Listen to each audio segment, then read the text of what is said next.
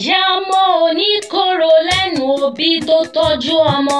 Ìyáàfin Bámigbáyọ̀ Mary Mojiroye lónìí ọjọ́ 17 oṣù kẹta ọdún 2023 láyẹyẹ ọjọ́ ìbí 60 ọdún yín lókè èèpẹ̀. Ọlọ́dún ní mọ́dún rẹ̀ lọ́dún, èkó ló mọ́dún tiẹ̀ lálárèrè gẹ́gẹ́ bójò láti mọ́dún tiẹ̀ nínú àpà. Àwọn ọmọ yín ló ké sí mi, wọ́n ní aláyọ̀ o. Dákun wá fi ṣe ayọ̀ jẹ́ fún ìyá wa Bámigbáyọ̀ Mary Mojiroye. Abíamọ tòótọ́ lẹ́jẹ́ o, olùtọ́jú ilé, onífẹ̀ẹ́, aláàánú, abíwá pẹ̀lẹ́ bí àdàbà. Mo wá dá wọn lóhùn pé èmi láláyọ̀ tó ń fi ṣe ayọ̀ jẹ́ fẹ́ni tó ń ṣòde ayọ̀.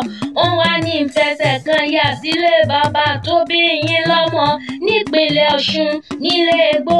Ilé Egbò ní í ṣe lẹ́yìn o, ọmọ lákàlẹ̀ ní ọmọ arẹ́pọ̀ pọ́ndà nígbà ogun jálumi. Ìwọ lọmọ Báṣọ̀run, ọkàn mi arẹ́ gbìtì, ọkàn mi ẹran tó lábàtà, ọkàn mi ẹran bọ̀lẹ̀ sùn. Gbogbo ẹran tó bá wọlé bàbá tí yeye tó bí ọlọ́mọdẹran lọ́balọ́ba. Ayé ò mọ̀ ní jalè kan pé wọ́n ní ìyá wa Mary Mojiroye. Èrè ọmọlẹ̀ ó jẹ, ẹ ò ní bá wọn jogún ọmọ, ẹ ò ní rogún káwọlé rí fẹsẹ̀ janlẹ̀. Làálàá yín lórí ọmọ oníjà sásán láṣẹ lẹ́dùmarè ọba. Ẹ máa dúpẹ́ o, mo ní ẹ máa dúpẹ́ fún 60 ọdún tẹ pé lókè èèpẹ̀.